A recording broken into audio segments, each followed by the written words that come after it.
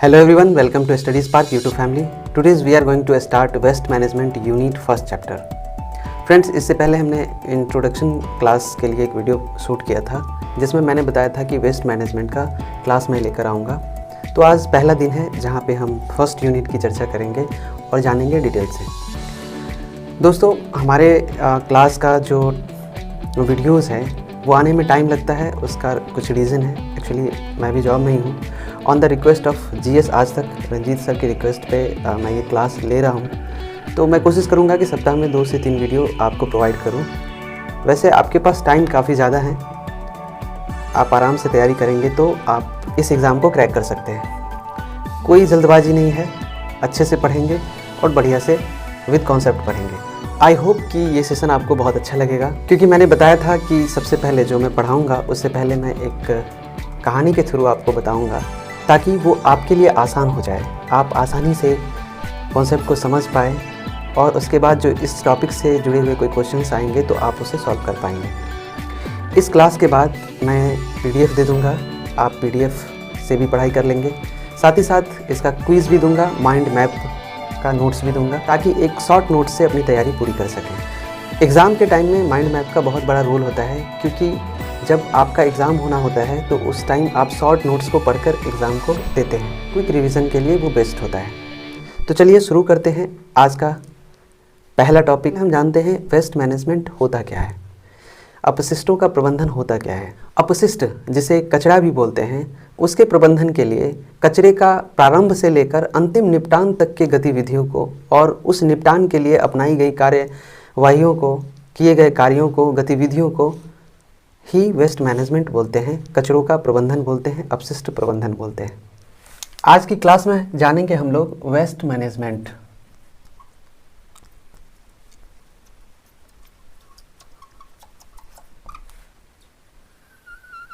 Waste management के principles, methods and benefits. Hindi में बोले तो अपशिष्ट प्रबंधन के सिद्धांत, तरीके और इनके लाभ। मैंने पहले ही बोल दिया है कि वेस्ट मैनेजमेंट का एक शॉर्ट परिभाषा है कि अपशिष्टों का प्रारंभ से लेकर अंतिम निपटान तक के लिए अपनाई गई कार्य एवं गतिविधियों को ही अपशिष्ट प्रबंधन कहते हैं। इनका सिद्धांत क्या है, इनके जो रूल्स हैं वो क्या है, और इनके मैनेजमेंट से आम जनमानस को हमें क्या बेनिफिट्स मिलने वाले हैं। शुरू करने से पहले मेरी आदत है एक कहानी कहने की। मैं एक कहानी कहता हूँ और इस कहानी में ही आपका चैप्टर छिपा हुआ है, आपका पूरा कॉन्सेप्ट छिपा हुआ है। वेस्ट जो होता है, जिसको हम हिंदी में अपशिष्ट और कचरा बोलते हैं, मैंने इसे एक स्थान का नाम दिया है, एक जगह का नाम दिया है। वेस्ट एक जगह है जहाँ पर 2 प्रेमी रहते हैं। कितने प्रेमी? 2 प्रेमी। एक का नाम है सॉलिड और दूसरे का नाम है लिक्विड। ओके। लेकिन इन दोनों के 2 धर्मों के होने के वजह से इन दोनों की शादी होने में काफ़ी कठिनाइयां हैं, बहुत सामाजिक बाधाएं उत्पन्न होती हैं। चूँकि ये किसी दूसरे जाति का है और ये किसी दूसरे जाति की है। यहाँ पे हम सॉलिड को बॉय मान सकते हैं, लिक्विड को गर्ल मान सकते हैं। ये दोनों प्रेमी जोड़ा वेस्ट नामक जगह पे रहते हैं और एक दूसरे को प्यार करने लगते हैं, एक दूसरे से प्यार हो जाता है।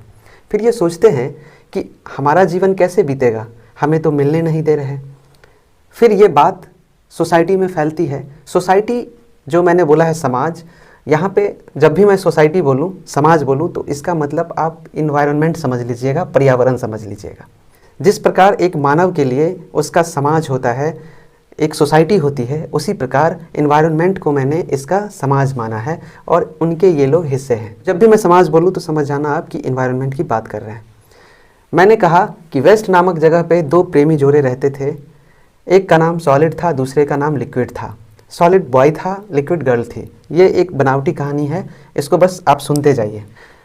लेकिन ये दोनों 2 धर्म से होते हैं और धर्मांतरण की वजह से इन दोनों की शादी होनी संभव नहीं थी। कई सामाजिक बाधाएं थी। फिर ये लोग क्या करते हैं, सोसाइटी में जाते हैं और सोसाइटी को अपनी बात बतलाते हैं। कहते हैं कि अगर मेरी शादी नहीं हुई तो हम दोनों मर जाएंगे, कृपया हमारे लिए कोई ट्रीटमेंट कीजिए, कोई उपचार कीजिए। ये सोसाइटी क्या करती है, इनके लिए एक ट्रीटमेंट करती है, एक उपचार करती है। ट्रीटमेंट को हिंदी में उपचार बोलते हैं। आप जो मैं बोलते जा रहा हूँ ठीक इसी तरह से आप नोट्स बनाते चलिए और हिंदी भी लिखते चलिए।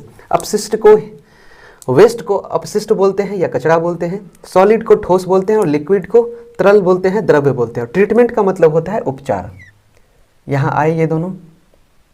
अब सोसाइटी ने इनकी कहानी को सुना, सोचा ये सोसाइटी काफ़ी एडवांस्ड थी, ये फीलिंग्स को समझती थी। इन्होंने काफ़ी गहन विचार किया और उसके बाद इन दोनों की शादी करवा दी। अब ये दोनों पति पत्नी हो गए। जब ये दोनों पति पत्नी हो गए तो इन्होंने सोचा कि अब तो सोसाइटी ने हमारा उपचार भी कर दिया है। शादी करने के कुछ दिनों बाद सोचते हैं कि क्यों ना अपना एक फैमिली बनाया जाए, अपना एक फैमिली प्लान किया जाए, बच्चे वगैरह हो, हमारा भी एक परिवार हो। लेकिन ये डिसाइड करते हैं कि जो हमारा परिवार होगा वो पॉल्यूशन को कंट्रोल करेगा। उस फैमिली का नाम हम पॉल्यूशन कंट्रोल रखेंगे। ओके, तो इन्होंने एक पॉल्यूशन कंट्रोल फैमिली बनाने का प्लान किया।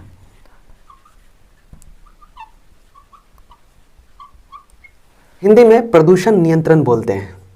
कहानी काल्पनिक है, कहानी मत लिखिएगा, जो मैं लिख रहा हूँ बोर्ड पर उससे लिखिएगा, इसी सीक्वेंस में लिखिएगा।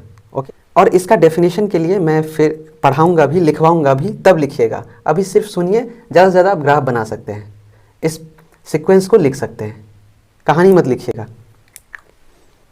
मैंने कहानी काल्पनिक बनाई है, ऐसा नहीं हो कि आप कहानी भी लिख लें, बाद में पता चलेगा किस टीचर ने पढ़ाया। तब इनकी पत्नी पूछती है लिक्विड रानी कि आपने तो फैमिली प्लानिंग का बता दिया कि एक फैमिली होगा पॉल्यूशन कंट्रोल के नाम से, लेकिन इस फैमिली में कितने बच्चे होंगे हमारे? तो इन्होंने कहा लव मैरिज किया है, एक दो से मैं थोड़ी ना मानूंगा, मेरे 7 बच्चे होंगे। कितने बच्चे होंगे? 7। इन्होंने कहा कि कम से कम मेरे 7 बच्चे होंगे, मैं 7 बच्चों का एक परिवार बनाऊंगा। सॉलिड रानी नाराज हो गई, बोली हाय दैया 7 बच्चे, कोई नहीं, आप 7 बच्चों का परिवार बनाओगे, इन बच्चों का नाम क्या रखोगे? इन्होंने कहा कि मैंने नाम भी सोच रखा है, मैं नाम बतलाता हूँ कि मैं इनके नाम क्या क्या रखूँगा। बताओ क्या क्या नाम रखा है? इन्होंने कहा मेरा जो पहला बच्चा होगा उसका नाम मैंने सोच रखा है ऑर्गेनिक रहेगा। पहला का क्या नाम रखेंगे? ऑर्गेनिक। पहले बच्चे का नाम ऑर्गेनिक।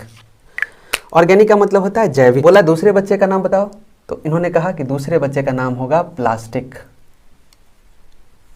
प्लास्टिक वेस्टेज, सब में वेस्ट लगा लीजिएगा, ऑर्गेनिक वेस्ट, प्लास्टिक वेस्ट।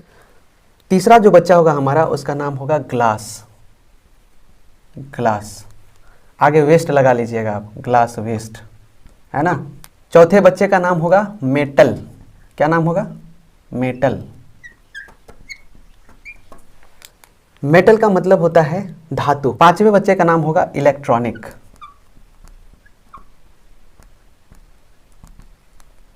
इसके आगे आप क्या लगा लेंगे? वेस्ट। ओके, यहाँ भी मैं लिख दे रहा हूँ वेस्ट। छठा बच्चा जो होगा उसका नाम होगा पेपर। क्या नाम होगा? पेपर। और 7वां होगा अदर, जो कि सौतेला बच्चा होगा। लिक्विड ने कहा सौतेला बच्चा भी आप रखेंगे एक?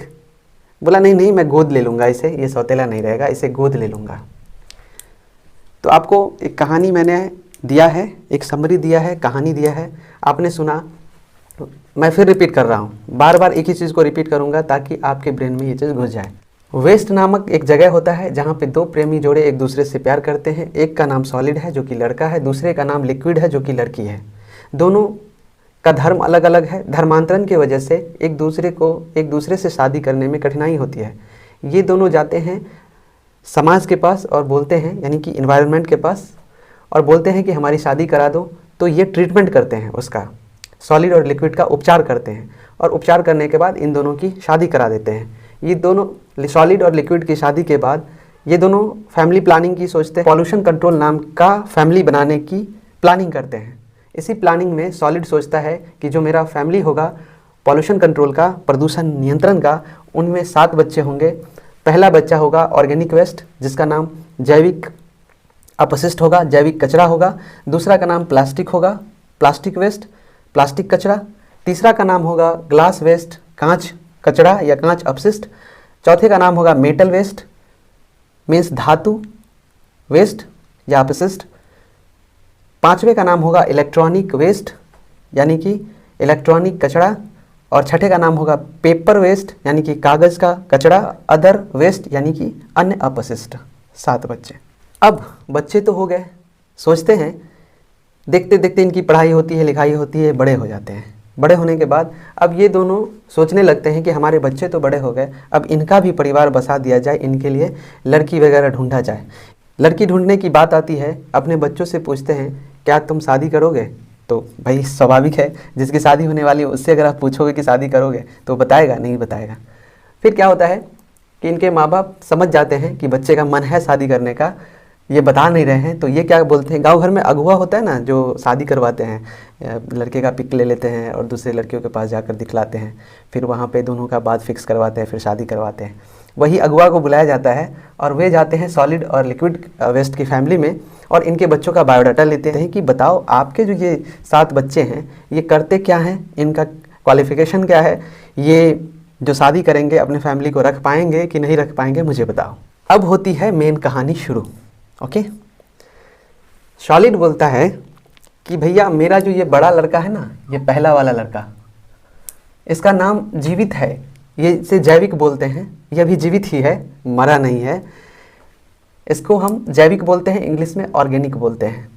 जैविक बहुत अच्छा लड़का है। इनके दोस्त पेड़ और पौधा है। कौन कौन से इनके दोस्त हैं? पेड़ पौधा और पशु।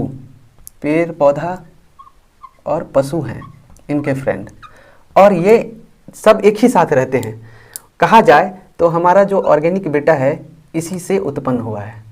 ओके, हमारा जो बेटा है ऑर्गेनिक इसी से उत्पन्न हुआ है। समझ में आया? और पेड़ पौधा पशु ऑर्गेनिक के मित्र हैं, ये हमेशा उसी के साथ रहता है, ऑर्गेनिक इसी से उत्पन्न हुआ है। ओके, साथ ही साथ ये बायोडिग्रेडेबल भी है।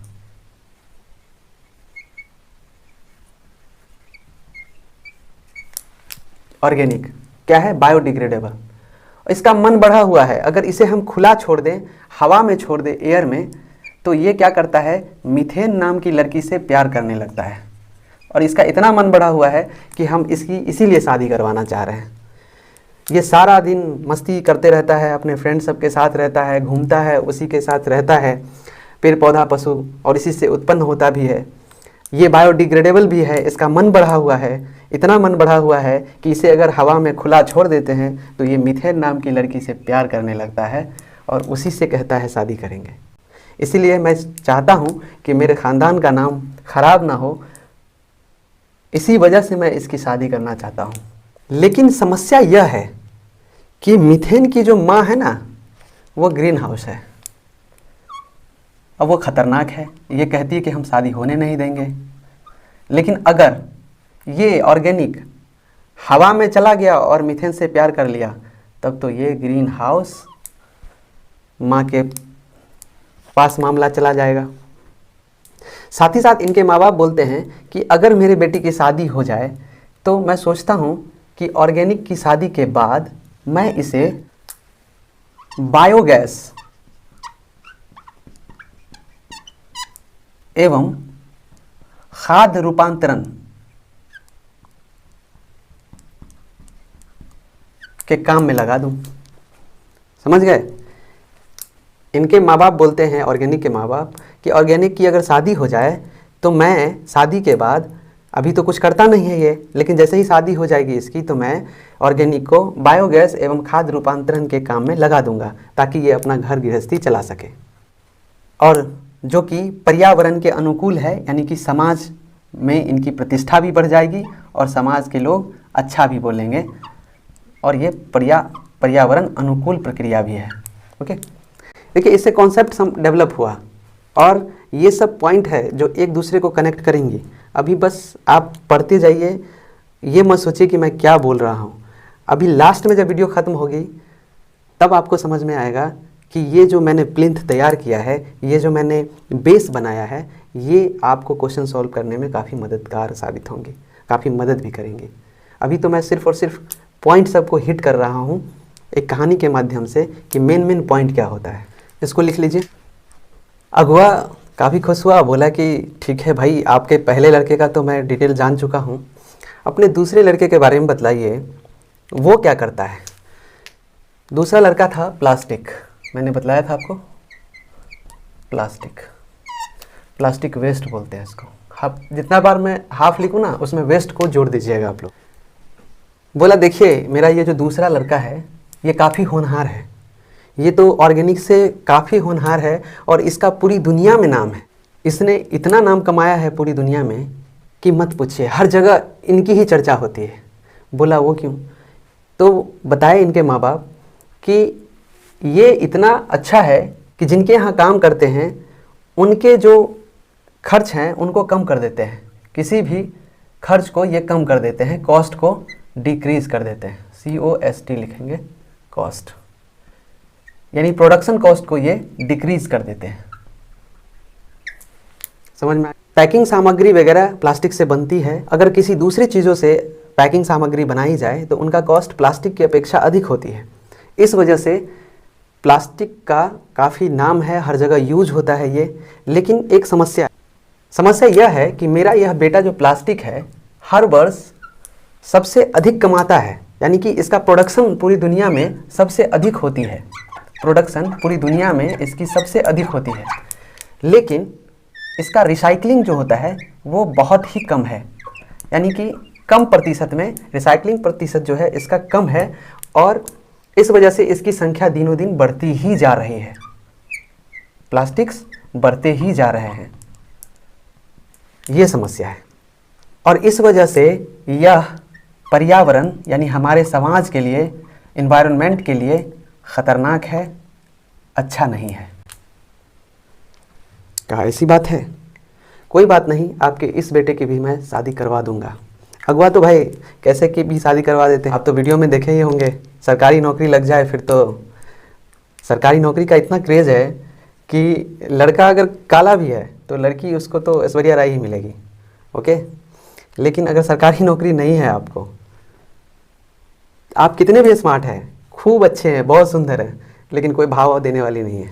इसीलिए पढ़ो और पढ़ाई ढंग से कॉन्सेप्चुअल करना है और इस बार assistant public sanitary and waste management officer बन जाना है और शादी कर लेना है। बोला मैं 2 बेटे के बारे में तो जान चुका हूँ, अब आप अपने तीसरे बेटे के बारे में बतलाएं कि ये क्या करता है और इनका नाम क्या है।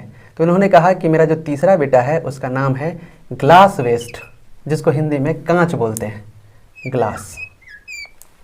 बोला ग्लास के माँ बाप कि मुझे अपने बेटे से, इस बेटे से शिकायत है। बोला क्या शिकायत है?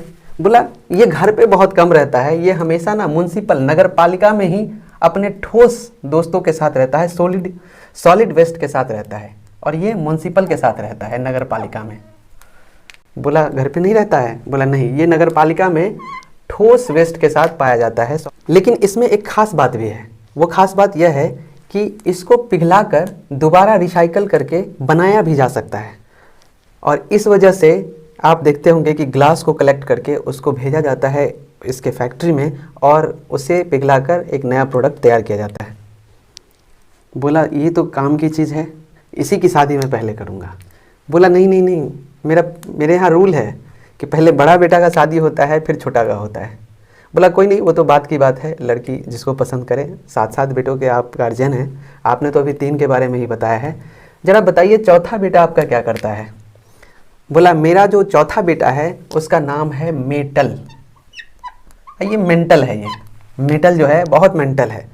और आगे वेस्ट आप लगाना नहीं भूलिएगा, मैंने पहले ही बोल दिया है कि आपको वेस्ट लगाना है, ये वेस्ट लगा देना आपको। मेटल का हिंदी होता है धातु, और ये जो है ये औद्योगिक क्षेत्र में पाया जाता है, इंडस्ट्रियल क्षेत्र में पाया जाता है ज़्यादातर, और इसका उपयोग बहुत ज़्यादा होता है इंडस्ट्रियल सेक्टर में।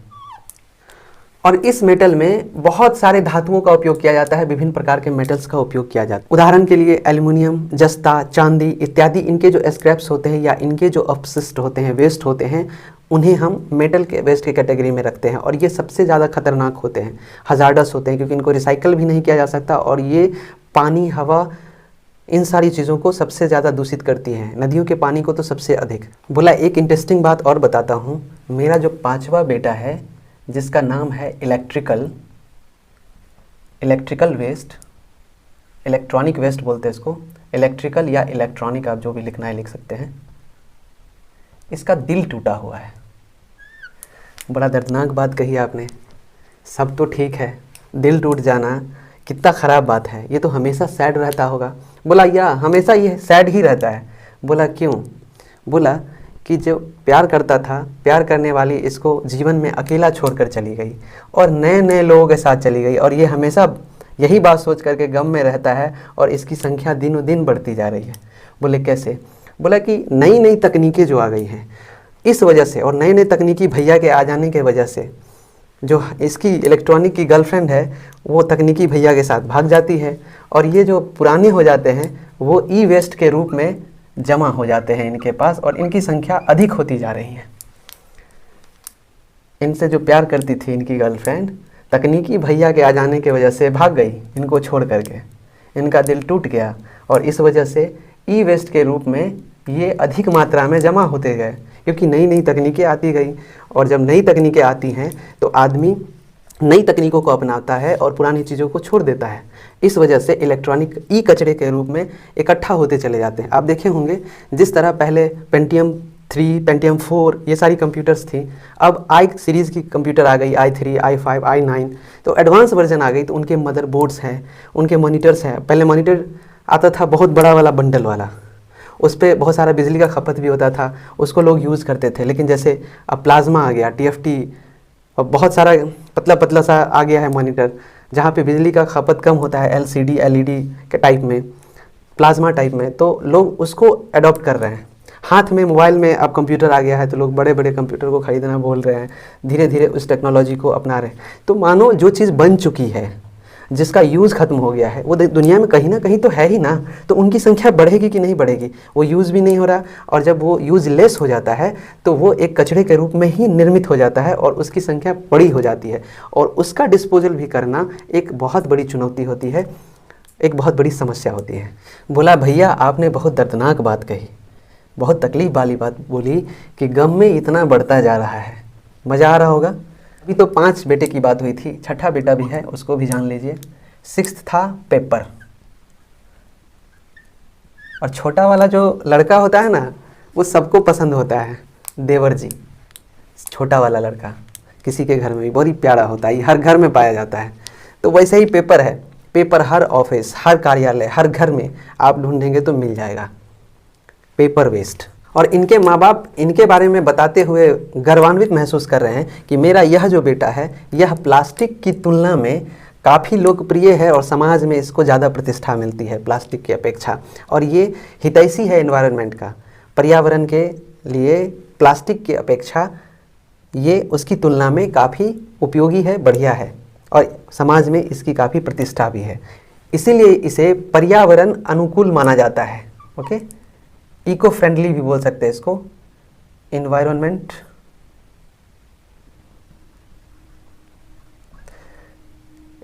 का हितैषी है, इको फ्रेंडली भी बोल सकते हैं इसको। बोला 6 को तो आपने बता दिया, 7वां जो बेटा है उसके बारे में बताइए। बोला देखिए 7वां जो बेटा है मेरा, उसे मैंने गोद लिया है, वो ज़्यादा मेरे पास रहता नहीं है, वो ज़्यादातर गोद में ही रहता है।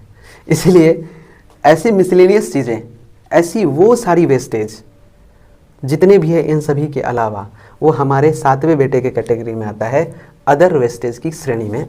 7वां है अदर वेस्टेज।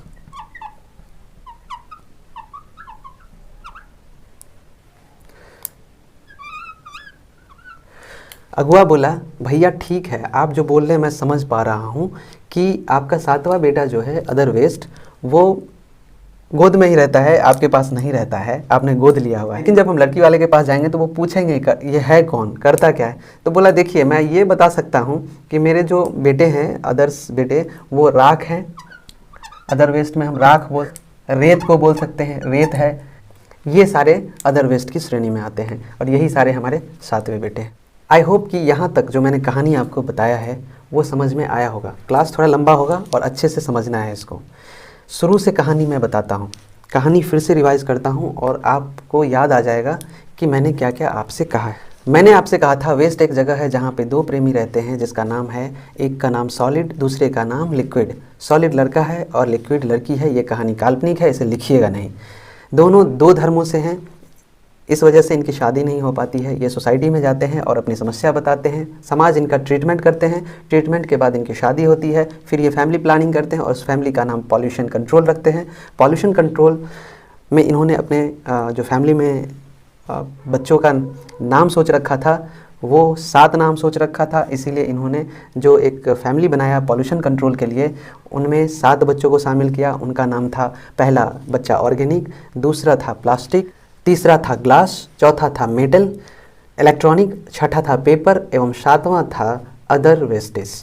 लड़के का शादी करवाने वाला जो अगुआ होता है ये सारा बायोडाटा लेता है और जाता है लड़की वालों के पास। वहाँ पे ये सारा बायोडाटा रखता है और बताता है कि देखिए इस टाइप का लड़का है, यहाँ आप अपनी लड़की का शादी कीजिएगा। तो वो जो लड़की वाला होता है वो बोलता है कि ठीक है मैं शादी तो करूँगा, लेकिन आप, मेरे भी कुछ सिद्धांत है, मेरे भी कुछ प्रिंसिपल्स हैं, अगर उसके अकॉर्डिंग ये लड़का खड़ा उतर जाएगा तो मैं कर दूंगा। एक्चुअली जिस लड़की वाले के पास ये अगुआ जाता है वो परिवार प्रिंसिपल का होता है, उनके लड़की का पिता प्रिंसिपल होते हैं, ठीक है। और प्रिंसिपल साहब के 3 भाई होते हैं और वो बोलते हैं कि मैं अपनी लड़की का शादी अपने भाइयों के सलाह मशवरा के बाद ही करूँगा। ये प्रिंसिपल साहब जो हैं एक शर्त रखेंगे, प्रिंसिपल ऑफ वेस्ट मैनेजमेंट का।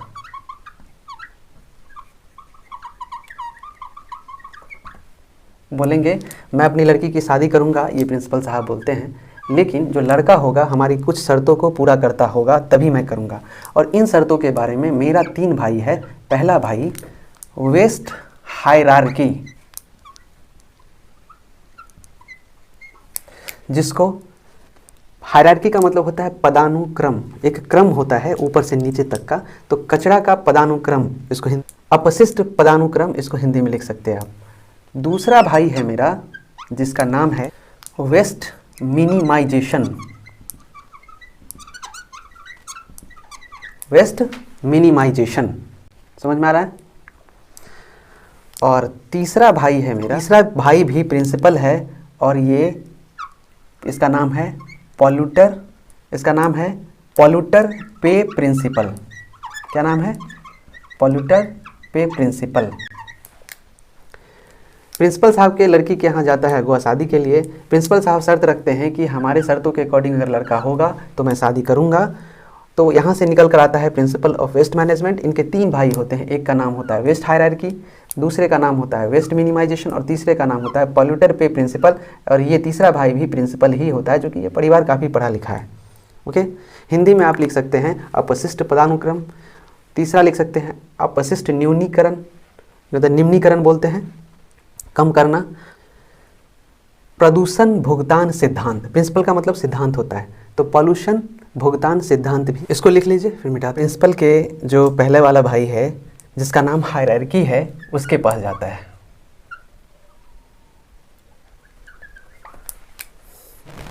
ये शर्त रखते हैं अगुआ के पास कि देखिए मैं अपनी भतीजी की शादी वहीं करूंगा जहां पे लड़के वाले के पहले 3 बेटे का नाम आर से शुरू हो, मतलब आर आर आर। ये जो नई मूवी आ रही है आर आर आर, वो नहीं, साउथ की जो मूवी है ये अलग है, लेकिन इनका भी शर्त सेम ही है, मूवी जैसा ही है कि मैं उसी घर में शादी करूंगा जिनका जो 3 बेटा होगा उनका नाम आर से शुरू हो। बोला कि भैया बड़ा कॉम्प्लिकेटेड बात बोल दिए, आपका नाम पदानुक्रम है, आपने तो पदानुक्रम के अनुसार लड़के का डिमांड भी कर दिया है। वैसे बताइए कि ये जो ट्रिपल आर आपने नाम रखा है, आर शर्त, इसका मीनिंग क्या है? तो बोलता है कि जो रिड्यूस करता हो, है ना, आर से रिड्यूस, रिड्यूस यानी कि कचरे को का कम निर्माण करता हो जो परिवार, उसके यहाँ शादी करूँगा मैं अपने भतीजे का। जिस वस्तु से कचरे का कम उत्पादन होता होगा, ऐसा परिवार जो कम कचरा उत्पन्न करता होगा, पढ़ा लिखा परिवार होगा, ज़्यादा वेस्टेज का निर्माण नहीं करता होगा, मैं वहाँ करूँगा शादी। और कचरा अगर निर्माण हो भी जाता है तो रीयूजेबल हो, वो रीयूज़ करने लायक हो, है ना, पुनः उपयोग के लायक हो, तो बात बनेगी। मतलब ये ऐसा है कि ये कचरा को देखना नहीं चाहता है, और कचरा अगर उत्पन्न भी हो गया तो कम होना चाहिए, अगर वो कम भी हुआ है तो उसको रीयूज़ किया जा सके। और रीयूज़ करने के बाद उसे रिसाइकल भी किया जा सके पुनर्चक्रीकरण बोलते हैं, पुनर्चक्रण हिंदी में। तो रिड्यूस, रीयूज और रिसाइकल जिस परिवार में होता होगा वही मैं अपनी भतीजी की शादी करूँगा। कॉन्सेप्ट समझ में आ गया? ये इनकी शर्त थी। अब ये तो शर्त पूरी नहीं हुई, ये बेचारा आओ देखते हैं ना ताओ पहुँच जाते हैं दूसरे भाई के पास जिसका नाम होता है वेस्ट मिनिमाइजेशन। अब भैया इनकी क्या शर्त है? ये भी बोलते हैं भैया मेरी एक ही भतीजी है, बड़ी प्यारी है, मैं शादी करूँगा तो मेरी भी कुछ शर्त है तभी मैं शादी करूँगा। अगुआ बोलता है कि ठीक है भैया आप भी शर्त बता दीजिए, क्या शर्त है आपकी? इनका पहला शर्त पहले भाई जैसा ही होता है कि वो ऐसा परिवार हो जो कम कचरे का निर्माण करता हो, और अगर कचरे का निर्माण करता हो तो उसे दोबारा उपयोग करता हो और उपयोग करके मैक्सिमम उपयोग में लाता हो, कम अपशिष्ट का निर्माण करता हो। ये उसका डिमांड रहा मिनिमाइजेशन का। नाम ही है निम्नीकरण, यानी कि कचरे का कम निर्माण करना इसका एक डिमांड था। मिनिमा होता है कि मान लीजिए कि किसी वस्तु के उपयोग के बाद अगर कचरा का कम से कम निर्माण हो भी जाता है तो उन कचरों का किसी अन्य रूप में प्रयोग करने लायक अगर है वो, तो उपयोग किया जाना चाहिए उसका। साथ ही साथ अगर वो उस उपयोग के बाद भी बच जाता है थोड़ा सा, तो उसका डिस्पोजल होना चाहिए भस्मीकरण के द्वारा। हिंदी लिख रहा हूँ मैं, भस्मीकरण। और दूसरा होना चाहिए लैंडफिल, यानी कि ज़मीन में दबाकर उसको डिस्पोजल किया जाना चाहिए। ठीक है, डिस्पोजल का ये शर्त रखता है। भस्मीकरण को इंसिनेरेशन भी कहा जाता है। ओके, भस्मीकरण। अच्छा, ये भस्मीकरण क्या होता है और लैंडफिल क्या होता है, इसको जानते हैं। भस्मीकरण उसे कहते हैं जो कार्बनिक यौगिकों को जलाने के बाद राख के रूप में, गैस के रूप में, ग्रिड के रूप में परिवर्तन किया जाता है, उसे भस्मीकरण बोलते हैं। और लेकिन एक बात और है इसका ड्रॉबैक, कि इस प्रक्रिया से, भस्मीकरण से जहरीली गैस भी निकलती है, हजार्डस गैस भी उत्पन्न होती है। इसके निर्माण से, भस्मीकरण करने से हजार्डस गैस का भी निर्माण होता है। और जब हम भस्मीकरण करते हैं, इंसिनरेशन करते हैं, तो ये पायरोलिसिस ऑक्सीजन की अनुपस्थिति में तो ये गर्मी द्वारा कार्बनिक यौगिकों का थर्मो रासायनिक विघटन भी होता है, और उसके परिणाम स्वरूप विभिन्न प्रकार के हाइड्रोकार्बन गैस उत्पन्न होते हैं। Hydrocarbon gas. अब लैंडफिल के बारे में जानते हैं। लैंडफिल वह जगह है जहाँ पे लोग अपना कचरा भेजते हैं और उसे डिस्पोज करते हैं भूमि में दबाकर। लेकिन याद रहे कि जो लैंडफिल के द्वारा भूमि, यानी कि भूमि के अंदर कचरों को दबाया जाता है, वहाँ इस बात का ध्यान रखा जाता है कि इस कचरे को दबाने से भूमिगत जल जो है, पानी जो ज़मीन के अंदर है, वो दूषित ना हो। तो इसकी भी विधियां हैं। ये जो इनके मैनेजर्स होते हैं, जो इनके इंजीनियर्स होते हैं, उन्हें पता होता है कि किस हद तक आप लैंडफिल के द्वारा गार्बेज का डिस्पोजल कर सकते हैं। और लैंडफिल के द्वारा म्युनिसिपल गार्बेज, इंडस्ट्रियल गार्बेज एवं हजार्डस गार्बेज, इन तीनों का भी डिस्पोजल किया जाता है। अगुआ बोला ठीक है शादी तो हो जाएगी, लेकिन ये जो इतना शर्त आप रखे हैं, इन शर्तों को अगर लड़का वाला पूरा नहीं करता है, फिर भी आप कुछ चीज़ों को मिलने के बाद शादी कर देते हैं, तो इनका लाइफ साइकिल क्या होगा आप बता सकते हैं? तो बोला हाँ मैं बता सकता हूँ कि इनका लाइफ साइकिल क्या होगा, मैंने पहले से ही डिसाइड कर रखा है। ओके, लाइफ साइकिल के बारे में। बोला ठीक है बताइए कैसा होगा लाइफ साइकिल। इनका जो लाइफ साइकिल होगा वो रीथिंक होगा या लॉन्गेटिविटी होगा, यानी कि हिंदी में रीथिंक, पुनः विचार, लॉन्गेटिविटी, दीर्घायु, लॉन्गेटिविटी दीर्घायु। ओके, रिसाइक्लिबिलिटी। सोच रहे होंगे कि सर ये क्या बता रहे हैं, मैं तोड़ तोड़ कर ये जो चीज़ें बता रहा हूँ सब एक दूसरे का, सबका डेफिनेशन है ये। जब अब मैं डेफिनेशन लिखवाऊंगा तब समझ में आएगा, बस आप जानते रहिए इसको।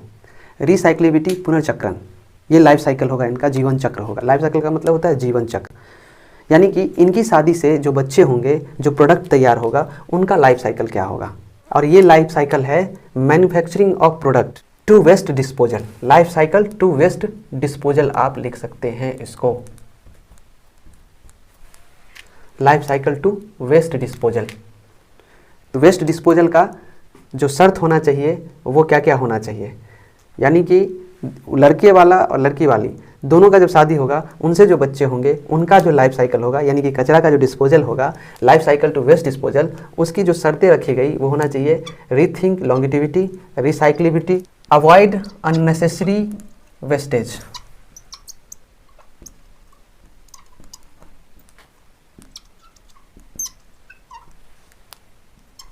और डिस्पोजल के लिए जो ज़रूरत है वेस्ट के डिस्पोजल के लिए, ये मैं जो लिख रहा हूँ लाइफ साइकिल एक डिस्पोजल का लिख रहा हूँ कि ये शर्त है, अगर इतना कुछ किया जाए तो वेस्ट मैनेजमेंट में डिस्पोजल को अच्छे तरीके से किया जा सकता है, वेस्ट का डिस्पोजल अच्छे तरीके से हो सकता है। तो यहाँ कह सकते हैं कि इन्वेस्टमेंट की भी आवश्यकता है वेस्ट मैनेजमेंट में, on investment on research and development.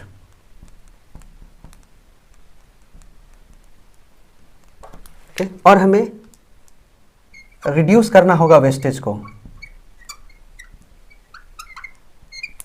From the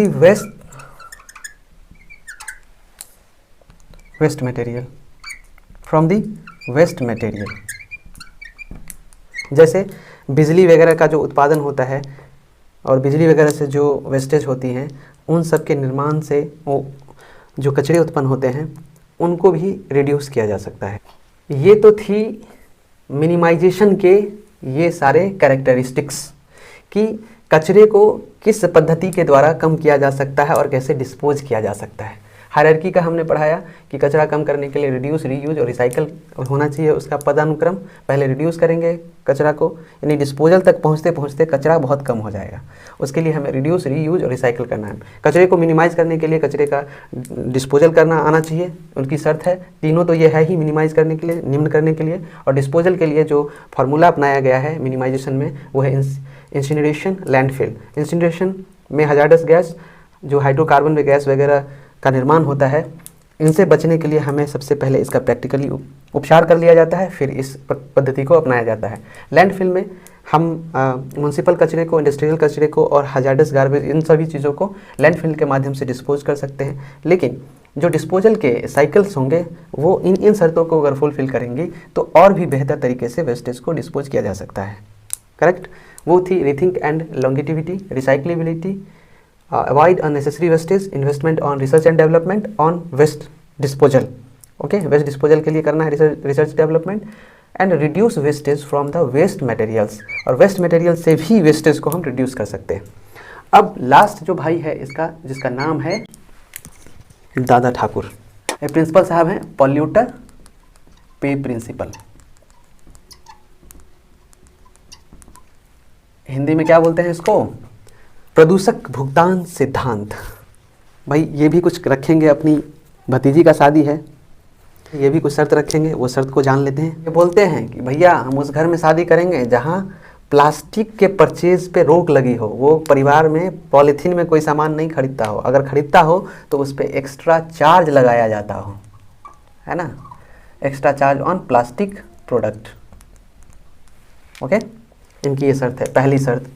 दूसरी शर्त है, अगर इनके यहाँ गार्बेज आता है तो ये रिसाइकल मशीन के थ्रू रिसाइकल करे और उसे रिड्यूस करे, या फिर रिसाइकलिंग के थ्रू नए प्रोडक्ट का निर्माण करे और उस प्रोडक्ट को से आमदनी करे, पैसा कमाए। आपने देखा होगा कचरे से भी बहुत सारा चीज़ बनता है, न्यूज़ में आता है, खिलौना वगैरह बनता है। तो ये भी वेस्ट डिस्पोजल का बहुत अच्छा तरीका है कि वेस्ट को फिर से हम रीयूजेबल बना लेते हैं, और यही तो बोला गया है रीयूज। और तीनों भाई वही तो डिमांड कर रहा है, सबकी मांग तो लगभग सेम ही है, बस कहने का तरीका अलग अलग है। और वेस्ट जनरेटर जो है, जो भी वेस्ट जनरेटर है, यानी कि जिसके वजह से कचरे का निर्माण हुआ है, अगर उस परिवार में कचरे का निर्माण होगा तो इस कचरे के डिस्पोजल में जितना खर्चा आएगा वो सब कौन बियर करेगा? ये वेस्ट जनरेटर बियर करेगा, डिस्पोजल का एक्सपेंस। ठीक है ना, डिस्पोजल के एक्सपेंस को कौन बियर करेगा? ये जो निर्माण किया है वेस्ट को, जिसके वजह से कचरा का निर्माण हुआ है, उसको इसका वहन, इसके डिस्पोजल का वहन, इसके डिस्पोजल के खर्च का वहन करना होगा। जिसने भी इस वेस्ट का निर्माण किया है, उस मैं वैसे परिवार में अपने बच्ची को दूंगा, इसका कहना है कि जिसने भी कचरे का निर्माण किया, जिसकी वजह से कचरा फैला है, उसको उस कचरे के डिस्पोजल का खर्च देना पड़ेगा, उसे बियर करना पड़ेगा इस डिस्पोजल के एक्सपेंस को।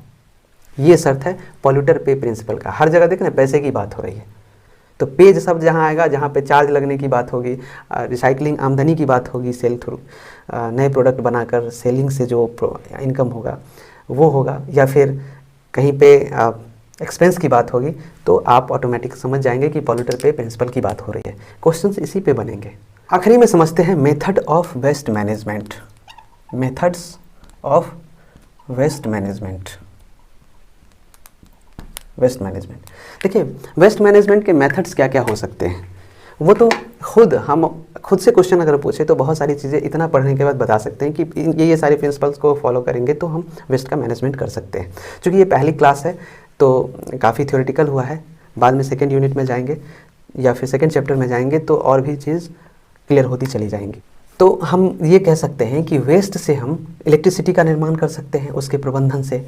जो वेस्टेज बायोडिग्रेडेबल है, जो वेस्टेज फूड से निर्मित हुआ है, एनिमल से निर्मित हुआ है, या ऑर्गेनिक इंडस्ट्रियल वेस्ट है, तो उनसे हम क्या कर सकते हैं, बिजली का निर्माण कर सकते हैं, या फिर रीयूजेबल प्रोडक्ट बनाकर उसका डिस्पोजल कर सकते हैं। वेस्ट के यूज से हम बहुत सारी कमोडिटी का निर्माण कर सकते हैं, जैसे कि मीथेन गैस हो गया, मिथेनॉल, इथेनॉल, और भी सिंथेटिक फ्यूल्स का निर्माण कर सकते हैं। ये सब मैनेजमेंट के जो है वेस्ट मैनेजमेंट के मेथड्स हैं। और ऑर्गेनिक वेस्टेज जो है, ऑर्गेनिक इंडस्ट्रियल वेस्टेज जो हैं, उन्हें हम बायोडिग्रेडेबल डिग्रेडेशन से, यानी कि बैक्टीरिया और फंगस, बहुत सारी जो चीज़ें हैं उनसे साइंटिफिक तरीके से उनका डिग्रेडेशन करके कचरे को डिस्पोज किया जा सकता है। बहुत सारे माइक्रो ऑर्गेनिज्म का उपयोग करके हम वेस्ट का मैनेजमेंट कर सकते हैं। वहीं हम प्लाज्मा गैसिफिकेशन के थ्रू भी मैनेजमेंट कर सकते हैं। प्लाज्मा गैसिफिकेशन भी बोलते हैं, ये एक मेथड है वेस्ट मैनेजमेंट का, जिसके थ्रू मेटल्स हैं उसको फिल्टर करके भी हम, जैसे कि चांदी का हो गया, लोहे का हो गया, और भी सारे वेस्टेज हैं जिसे डिकम्पोज नहीं किया जा सकता है, जिसका डिस्पोजल बहुत कठिन है, उसको फिल्ट्रेशन के थ्रू इसमें सुधार लाया जा सकता है। साथ ही साथ ये प्लाज्मा गैसिफिकेशन जो है ऊर्जा उत्पादन का एक अस्थाई संसाधन है, इससे ऊर्जा उत्पादन किया जा सकता है। साथ ही वेस्ट का मिनिमाइजेशन किया जा सकता है, जिसको वेस्ट का निम्नीकरण भी बोलते हैं, वेस्ट मिनिमाइजेशन, जिसके बारे में आप पढ़े हैं, है ना। एक क्वेश्चन है लास्ट में आपसे, आप कमेंट्स में लिखकर बताएंगे, या ग्रुप में भी, जो हमारा व्हाट्सएप ग्रुप है, जिसने भी जीएस आज तक पे परचेज़ किया है उनको मैंने नंबर भी दिया था, अगर नहीं है तो फिर से मैं यहाँ पे लिख दे रहा हूँ, आप नोट कर लीजिए 7050743900, ठीक है। इस व्हाट्सएप नंबर पे अगर आपने परचेज़ किया हुआ है तो एक ग्रुप बना हुआ है, उस पर जुड़ जाइए, या फिर आप मुझे इस नंबर पे मैसेज कर दीजिए। ये सिर्फ व्हाट्सएप नंबर है, कॉल नहीं लगता है। मैं आपको बहुत सारी चीज़ें वहाँ पर चेक करता हूँ, मटेरियल्स भी शेयर करूँगा। पीडीएफ जो बनकर तैयार होता है, जैसे टेक्निकल टीम अगर लेट से भी लोड करती है तो ग्रुप में जल्दी भेज दिया जाएगा। साथ ही साथ जो मैं क्वेश्चन पूछता हूँ आपसे, आप उनका जवाब दे सकते हैं, या फिर आप अपने थॉट्स को शेयर कर सकते हैं, उन्हें मैं देखूंगा और आपके अकॉर्डिंग क्वेश्चंस का निर्माण भी होगा, एग्ज़ाम के अकॉर्डिंग क्वेश्चन का निर्माण होगा, और आप कहाँ तक समझ पाए हैं इन चीज़ों को, वहाँ पे हम लोग देख पाएंगे। ये नंबर नोट कर लीजिएगा। साथ ही साथ मेरा यूट्यूब चैनल भी है स्टडी स्पार्क, आप उस पर भी जाकर चेकआउट कर सकते हैं और अपनी तैयारी को इम्प्रूव कर सकते हैं। मैं टाइम मिलता है तो ज़्यादातर इन्हीं सब चीज़ों में बिजी रहता हूँ, इसमें इम्प्रूवमेंट करता रहता हूँ, नए नए तरीके सोचता रहता हूँ कि किस प्रकार मैं समझा पाऊँ आपको। तो मेरा क्वेश्चन नोट कर लीजिए आप, मेरा क्वेश्चन है benefits of waste management. Okay, कचरा प्रबंधन के लाभ क्या हैं पर्यावरण को, हमारे जीवन को, या हमारे रोज़गार से किस प्रकार संबंधित है। मैं एक बात बता देना चाहूँगा कि बहुत सारे शहरों में, बहुत सारी दुनिया में ऐसे भी शहर हैं जहाँ पर वेस्ट से, कचरा से रोज़गार का सृजन हुआ है, और कचरा से लोग इनकम कर रहे हैं, अर्निंग कर रहे हैं, अपनी आजीविका चला रहे हैं। बहुत सारे प्रोडक्ट्स का निर्माण होता है जो इंटरनेशनल मार्केट में भी आता है, आपने सुना भी होगा। और साथ ही साथ ये बेरोज़गारी को भी दूर करने का एक साधन है। सोच लीजिए कि जिस चीज़ को हम वेस्ट समझते हैं, जिस चीज़ का कोई महत्व नहीं होता, साइंस ने उस चीज़ को भी हमारे लिए यूज़फुल बना दिया है। ओके, अब मैं सभी का डेफिनेशन विद प्रेजेंटेशन आपको बतला रहा हूँ, कंटिन्यू रहिएगा। उसके बाद सभी को नोट कर लीजिएगा और पीडीएफ भी मैं दूंगा। आपने अभी क्लास को जाना, क्लास आपने लाइव देखा भी। अब हम लोग प्रेजेंटेशन के थ्रू आपको सभी का डेफिनेशन बता दे रहे हैं। आप इसे लिख सकते हैं या फिर बार बार पीडीएफ को पढ़ के अपनी तैयारी को और भी मजबूत कर सकते हैं।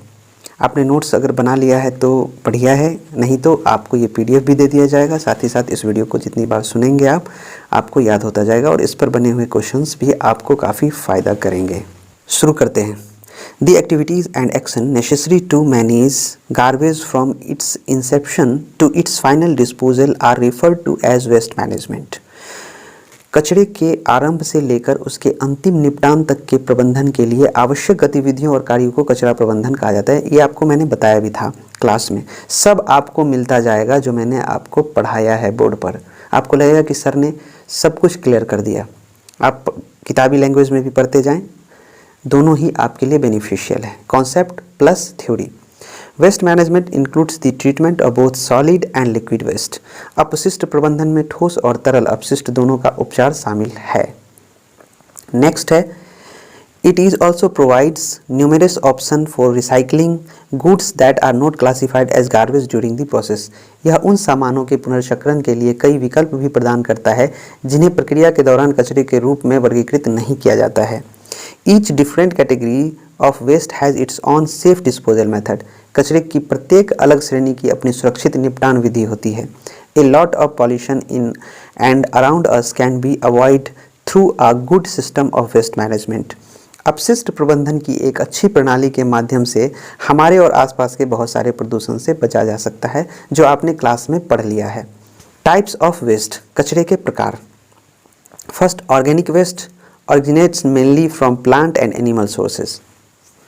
ओके, जैविक अपशिष्ट मुख्य रूप से पौधे और पशु स्रोत से उत्पन्न होते हैं। मैंने बताया था ऑर्गेनिक के फ्रेंड है पौधा और पशु।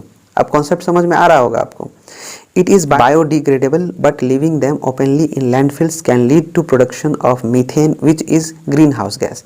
यह बायोडिग्रेडेबल है लेकिन उन्हें खुले में लैंडफिल में छोड़ने से मीथेन का उत्पादन हो सकता है, जो एक ग्रीन हाउस गैस भी है। मैंने बताया था कि जब इसे हवा में छोड़ते हैं लैंडफिल में, खुले में अगर छोड़ दिया जाता है, गार्बेज उठाए और फेंक दिए जाकर उसे दबाया नहीं गया, तो ये क्या करते हैं, हवा के साथ प्रतिक्रिया करके मीथेन गैस का निर्माण कर लेते हैं, जो कि एक ग्रीन हाउस गैस है, CFC है। Composition and conversion into biogas are the eco friendly solution to handle organic waste. जैविक कचरे को संभालने के लिए खाद बनाना और बायोगैस में रूपांतरण पर्यावरण के अनुकूल समाधान है। टाइप्स ऑफ वेस्ट के ही दूसरा टाइप था प्लास्टिक वेस्ट। ये दूसरा बच्चा मैंने बताया था। Plastic is use to extensively as packing material in today's world. आज की दुनिया में पैकिंग सामग्री के रूप में प्लास्टिक का बड़े पैमाने पर उपयोग किया जाता है। It offers A hug cost advantage when compared with other similar product. अन्य समान उत्पादों की तुलना में यह एक बड़ा लागत लाभ प्रदान करता है। Only a small percentage of newly product plastic gets recycled every year. नवनिर्मित प्लास्टिक का केवल एक छोटा प्रतिशत ही हर साल पुनर्नवीनीकरण किया जाता है। तीसरा टाइप है glass waste. It is usually found along with solid municipal waste. Glass can be remelted and converted into new products. यह आमतौर पर ठोस नगरपालिका कचरे के साथ पाया जाता है।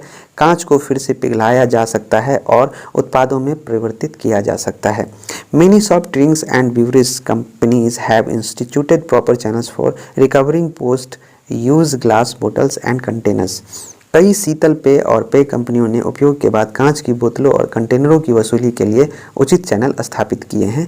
ये ग्लास वेस्टेज का कॉन्सेप्ट है। थर्ड हमने पढ़ा था metal waste. A large amount of various metals are used in industrial pollution. औद्योगिक उत्पादन में बड़ी मात्रा में विभिन्न धातुओं का उपयोग किया जाता है। उदाहरण के लिए examples are aluminium, zinc, copper, silver, ETC। Aluminium, जस्ता, तांबा, चांदी इत्यादि उदाहरण हैं। वे गैर नवीकरणीय हैं और उन्हें रिसाइकल नहीं किया जा सकता, पुनर्नवीनीकरण नहीं किया जाना चाहिए। They are non renewable and have to be recycled. Metal waste is highly toxic and can degrade the soil and water quality. धातु अपशिष्ट अत्यधिक विषैला होता है और मिट्टी और पानी की गुणवत्ता को खराब कर देता है। ये हजार्डस की श्रेणी में आता है। ओके, नेक्स्ट इलेक्ट्रॉनिक वेस्ट हमने पढ़ा था। A technology is rapidly changing, electronic appliances are becoming obsolete day by day. जैसे जैसे तकनीक तेजी से बदल रही है, इलेक्ट्रॉनिक उपकरण दिन ब दिन अप्रचलित होते जा रहे हैं। Electronic products that are discarded after their life time also contribute to the growing e waste issues. Electronic उत्पाद जिन्हें उनके जीवन काल के बाद छोड़ दिया जाता है, वे भी बढ़ते ई कचरे के मुद्दे में योगदान करते हैं। हमने बताया था क्लास में काफ़ी मज़ेदार था। अगर आपने क्लास देखा है तो आपको समझ में आ गया होगा। चलिए आगे बढ़ते हैं पेपर वेस्ट के बारे में। बहुत ही प्यारा देवर जी है, ये सबको प्यारा है। Paper waste from offices, house holds etc end up in the landfills. कार्यालय, घरों आदि में कागज़ का कचरा लैंडफिल में समाप्त हो जाता है। Dependence on paper also leads to deforestation. कागज़ पर निर्भरता से भी वनों की कटाई होती है, क्योंकि हम जानते हैं कागज़ का निर्माण वनों के लकड़ियों से भी होता है। Paper is more eco friendly than material like plastic. और प्लास्टिक जैसी सामग्री की तुलना में कागज़ अधिक पर्यावरण के अनुकूल हैं। नेक्स्ट हमने पढ़ा था other waste, type of waste में there are other waste material such as ash, sand, grit etc। अन्य अपशिष्ट पदार्थ जैसे राख, रेत, ग्रीट आदि हैं। Ash pollutes the air and extremely harmful in if inhaled. राख हवा को प्रदूषित करती है और अगर सांस ली जाए तो यह बेहद हानिकारक है। अब नेक्स्ट टॉपिक है प्रिंसिपल ऑफ वेस्ट मैनेजमेंट, अपशिष्ट प्रबंधन के सिद्धांत। Waste hierarchy refers to the 3R, reduce, reuse and recycle. Take into consideration the concept of waste minimization. अपशिष्ट पदानुक्रम यानी कि कम करें, फिर पुनः उपयोग करें और रिसाइकल करें। 3R को संदर्भित करता है वेस्ट हायरार्की। अच्छा, अपशिष्ट न्यूनीकरण की अवधारणा को भी ध्यान में रखता है, दोनों मैच करते हैं एक दूसरे से। Okay, extract maximum and complete utility from objects and reduce the effective amount of waste only if the object or end product is not reusable and recyclable into another object's energy incineration and landfilling come in as an option। वस्तुओं से अधिकतम और पूर्ण उपयोगिता निकालें और कचरे की प्रभावी मात्रा को कम करें। केवल अगर वस्तु या अंतिम उत्पाद पुनः प्रयोज्य और किसी अन्य वस्तु ऊर्जा में पुनः प्रयोज्य नहीं है तो भस्मीकरण और लैंड फिलिंग एक विकल्प के रूप में आते हैं। और हमने भस्मीकरण और लैंड फिलिंग के बारे में भी पढ़ाया था, इंसिनरेशन एंड लैंड फिलिंग इन विस्तार क्लास में। आपका कॉन्सेप्ट क्लियर ही होगा। चलिए प्रिंसिपल ऑफ वेस्ट मैनेजमेंट को पढ़ते हैं। Life cycle of a product. Life cycle of a product from manufacturing to waste disposal. किसी उत्पाद का निर्माण से लेकर अपशिष्ट निपटान तक का जीवन चक्र है ये life cycle. Scope to intervene at different stages to rethink and increase longevity, recyclability etc। पुनः विचार करने और दीर्घायु, पुनर्चक्रण आदि को बढ़ाने के लिए विभिन्न चरणों में हस्तक्षेप करने की गुंजाइश है लाइफ साइकिल प्रोडक्ट। ये भी हमने बताया था। Avoid unnecessary wastage at different stages. विभिन्न चरणों में अनावश्यक अपव्यय से बचें, ये भी पढ़ा गया था। प्रिंसिपल ऑफ वेस्ट मैनेजमेंट, अपशिष्ट प्रबंधन के सिद्धांत। रिसोर्स एफिशिएंसी, संसाधन क्षमता है ये क्या क्या होना चाहिए। Irrational development and resource requirements can't be sustained at present level of consumption।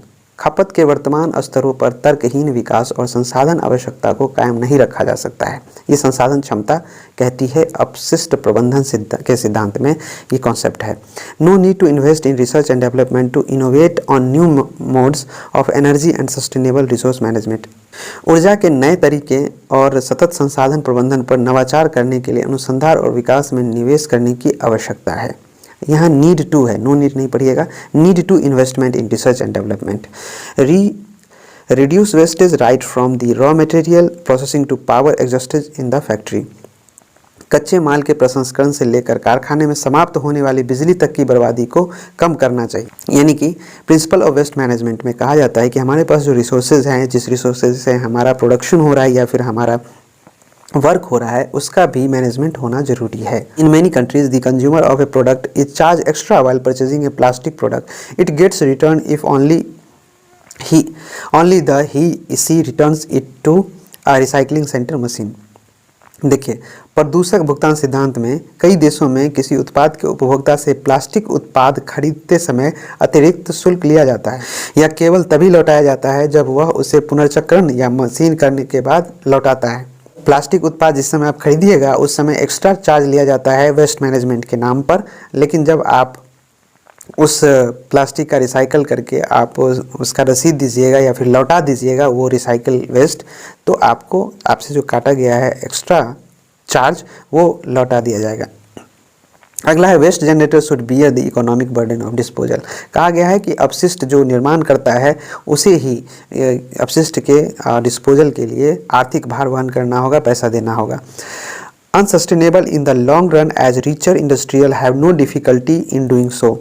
लंबे समय तक टिकाऊ नहीं होने के कारण अमीर उद्योगपतियों को ऐसा करने में कोई कठिनाई नहीं होती है। इस नियम के, इस प्रिंसिपल के क्या बोलते हैं, डिफ़िकल्टी नहीं होने के कारण, इसको और स्ट्रॉन्ग नहीं होने के कारण उन लोगों को कठिनाई नहीं होती, इसका मिसयूज़ भी करते हैं वो। Should only be adopted in unavoidable circumstances of waste generation. अपशिष्ट उत्पादन की अपरिहार्य परिस्थितियों में ही अपनाया जाना चाहिए।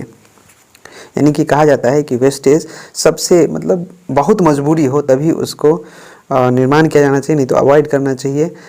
हमें वेस्ट का निर्माण नहीं करना चाहिए, ज़्यादा कम से कम वेस्ट का निर्माण करना चाहिए। अब समझते हैं अपशिष्ट प्रबंधन के तरीके।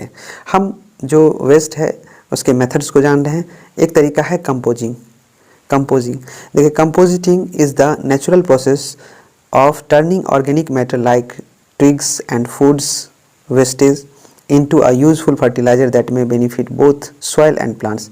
खाद का जो एक प्रोसेस है कंपोजिशन के द्वारा, इसमें खाद टहनी और खाद अपशिष्ट जैसे कार्बनिक पदार्थों को एक उपयोगी उर्वरक, जिसे खाद बोलते हैं, जो खेत उत में डालते हैं हम लोग, उस उर्वरक में बदलने की प्राकृतिक प्रक्रिया है, जिससे मिट्टी और पौधा दोनों को लाभ हो सकता है। Simply accelerates the decomposition process by creating a perfect habitat for bacteria, fungus and other decomposing organisms such as worms, sawbugs and nematodes to operate in। Compositing bacteria, fungus और अन्य डिकम्पोजिंग जीवों जैसे कीड़े, सॉब्स और नेमाटोड के लिए एक आदर्श आवास बनाकर अपघटन प्रक्रिया को तेज करता है। ये भी मददगार होते हैं कंपोस्टिंग में। The decomposed material that looks like fertile garden soil after the process. विघटित सामग्री जो प्रक्रिया के बाद उपजाऊ बगीचे की मिट्टी की तरह दिखती है। Compost sometimes known as black gold, और जो कंपोस्ट है उसको काला सोना के रूप में भी जाना जाता है। And compost black gold is nutrient rich and may be utilized in agriculture, और ये पोषक तत्वों से भरपूर होती है और इसका उपयोग कृषि में किया जा सकता है। और क्वेश्चन भी यहाँ पर ऑब्जेक्टिव बन जाएगा कि ब्लैक गोल्ड के नाम से किसे जाना जाता है, तो आप बोलेंगे कंपोस्ट को। अब ऊर्जा से अपशिष्ट WTI को जानते हैं, यानी कि वेस्ट टू एनर्जी। ऊर्जा मतलब अपशिष्ट से ऊर्जा कैसे बनती है, वेस्ट टू एनर्जी। तो यहाँ पर ऊर्जा से अपशिष्ट हो गया, अपशिष्ट से ऊर्जा होना चाहिए, उल्टा हो गया। The process of creating energy in the form of electricity and or heat from the primary treatment of trash or the processing of waste into a fuel source। कचरे के प्राथमिक उपचार से बिजली और या गर्मी के रूप में ऊर्जा बनाने की प्रक्रिया, या कचरे को ईंधन स्रोत में संसाधित करने की प्रक्रिया। Waste to energy is an energy recovery method। Most WTE process either create a combustible fuel commodity such as methane, methanol, ethanol or synthetic fuels, or generate electricity or heat directly through combustion। अपशिष्ट से ऊर्जा एक ऊर्जा पुनर्प्राप्ति की विधि है। अधिकांश WTE प्रक्रियाएं या तो एक दहनशील ईंधन वस्तु बनाती है, जैसे कि जलने वाली ज्वलनशील बनाती है अधिकांश WTE वेस्ट जो होती हैं, वेस्ट टू एनर्जी, जैसे कि मीथेन, मेथेनॉल, इथेनॉल, या सिंथेटिक ईंधन जैसे कि पेट्रोल ETC, या सीधे दहन के माध्यम से बिजली और या गर्मी उत्पन्न करते हैं। अगला है food waste, animal waste and organic industrial waste from the food packaging industry are all delivered to biodegradation factories. खाद्य पैकेजिंग उद्योग से खाद्य अपशिष्ट, पशु अपशिष्ट और जैविक औद्योगिक अपशिष्ट सभी को बायोडिग्रेडेशन कारखानों में पहुंचाया जाता है। They are transform to biogas in biodegradation facilities through degradation with the assistance of bacteria, fungus and other microorganism। ये बैक्टीरिया, कवक और अन्य सूक्ष्म जीवों की सहायता से गिरावट के माध्यम से बायोडिग्रेडेशन सुविधाओं में बायोगैस में बदल दिया जाता है। ये जितने भी हैं फूड वेस्ट, एनिमल वेस्ट, इन सब में हमारी बैक्टीरिया भी इसके कंपोजिशन में, डिकम्पोजिशन में हमारी मदद करती है और इसको डिकम्पोज करती है, डिस्पोज करती है। अब पढ़ते हैं भस्मीकरण को। इंसिनरेशन, भस्मीकरण क्या है? देखिए, incineration is a waste treatment method that involves the burning of organic compounds found in trash. भस्मीकरण एक अपशिष्ट उपचार पद्धति है जिसमें कचरे में पाए जाने वाले कार्बनिक यौगिकों को जलाना शामिल है। समझ में आया? Converts the waste into ash, flue gas and heat. कचरे को राख, ग्रिप गैस और गर्मी में परिवर्तित करता है। Heat that is generated by incineration can be used to generate electric power. भस्मीकरण द्वारा उत्पन्न ऊष्मा का उपयोग विद्युत शक्ति उत्पन्न करने के लिए किया जा सकता है। The exhaust gases from this process can be toxic, which is why it is treated before releasing them into the environment. इस प्रक्रिया से निकलने वाली गैसें जहरीली हो सकती है। यही वजह है कि उन्हें पर्यावरण में छोड़ने से पहले इसका इलाज किया जाता है। ओके, ये हमने बताया भी था। लैंडफिल भी, लैंडफिल वे स्थान हैं जहां लोग अपना कचरा भेजते हैं जिसे बाद में भूमिगत दफन कर दिया जाता है। Landfills are places where people send their waste which is subsequently buried underground. The precautions are made throughout this procedure to keep the trace from reaching and potentially polluting any ground water. कचरे को किसी भी भूजल तक पहुंचने और संभावित रूप से प्रदूषित करने से रोकने के लिए इस पूरी प्रक्रिया में सावधानियां बरती जाती हैं। Different types of landfills are made for municipal waste, industrial waste and hazardous waste. नगर निगम के कचरे, औद्योगिक कचरे और खतरनाक कचरे के लिए विभिन्न प्रकार के लैंडफिल बनाए जाते हैं। अगला है प्लाज्मा गैसीकरण, प्लाज्मा गैसिफिकेशन। इसमें नगर पालिका के ठोस कचरे का प्रसंस्करण शामिल है। कार्बन आधारित कचरे को ईंधन और बुनियादी अणुओं में बदल दिया जाता है। It involves processing municipal solid waste, carbon based waste is converted into fuel and basic molecules. The recyclable materials like metals are filtered out and a uniform dry feed is prepared. The plasma torches then heat up the feed, extracting gas and a liquid slurry. The gas is then cleared of impurities. It destroys the hazardous components in waste. It is a sustainable source of energy production and avoid the piling up of waste in landfills. धातुओं जैसे पुनर्चक्रण योग्य सामग्रियों को filter किया जाता है और एक समान सूखा चारा तैयार किया जाता है। प्लाज्मा मसाले फिर फीड निकालने वाली गैस और एक तरल घोल को गर्म करती है, तब गैस अशुद्धियों से मुक्त हो जाती है। यह कचरे में खतरनाक घटकों को नष्ट कर देता है। यह ऊर्जा उत्पादन का एक अस्थायी स्रोत है और लैंडफिल में कचरे के ढेर को रोकता है। रिसाइकलिंग को पढ़ते हैं। रिसाइकलिंग क्या है? यदि समान सामग्री से बने कचरे को ठीक से एकत्र किया जा सकता है तो रिसाइकलिंग कचरे के प्रबंधन के लिए आदर्श समाधान है। If waste made up of a similar material can be collected properly, recycling is the ideal solution for managing waste. कई विकसित देशों में एक ऐसी प्रणाली है जहां रिसाइकिल करने योग्य सामग्री खरीदते समय अतिरिक्त कीमत वसूल की जाती है। जब उपभोक्ता सामग्री को रिसाइकलिंग मशीन या सुविधा में वापस कर देता है तो उसे जो एक्स्ट्रा चार्ज लिया जाता है वो वापस कर दिया जाता है। अपशिष्ट न्यूनीकरण, waste minimization. Waste reduction at source is an effective method that requires proper production planning. स्रोत पर अपशिष्ट की कमी एक प्रभावी तरीका है जिसके लिए उचित उत्पादन योजना की आवश्यकता है। इसमें पुनर्नवीनीकरण सामग्री के साथ उत्पादों को डिजाइन करना, उत्पाद प्रक्रिया में पुनर्नवीनीकरण सामग्री का उपयोग करना आदि शामिल है। It involves designing products with recyclable materials, utilizing recycled materials in the production process. अब हम समझते हैं बेनिफिट्स ऑफ वेस्ट मैनेजमेंट, अपशिष्ट प्रबंधन के लाभ। ये हमने आपको बताया भी था, क्वेश्चन पूछा भी था। चलिए आंसर बता देते हैं। बेनिफिट जो होता है वेस्ट मैनेजमेंट से, बेहतर पर्यावरण हो जाता है, स्वच्छ वातावरण हो जाता है, सार्वजनिक स्वच्छता के माध्यम से बीमारियों में कमी होती है, प्रदूषण कम होता है। लैंडफिल्स के थ्रू अगर वेस्ट का मैनेजमेंट करते हैं तो कार्बन डाइऑक्साइड, कार्बन मोनोऑक्साइड और मीथेन जैसी हानिकारक ग्रीन हाउस गैसों के प्रभाव और तीव्रता को ये कम करता है। साथ ही साथ उचित चैनल सार्वजनिक और निजी स्थानों में लापरवाह अपशिष्ट निपटान को कम कर सकते हैं। ऊर्जा संरक्षण की विधि अपना सकते हैं। रिसाइकलिंग और रीयूज जो होता है help to converse energy. Recycling के थ्रू और रीयूज के थ्रू हम एनर्जी का निर्माण कर सकते हैं और कार्बन फुटप्रिंट को कम कर सकते हैं। रोजगार के नए अवसर और बेहतर अर्थव्यवस्था इससे उत्पन्न होंगी। स्वच्छ ऊर्जा स्रोत में बदलाव से बड़े आर्थिक अवसर खुलेंगे।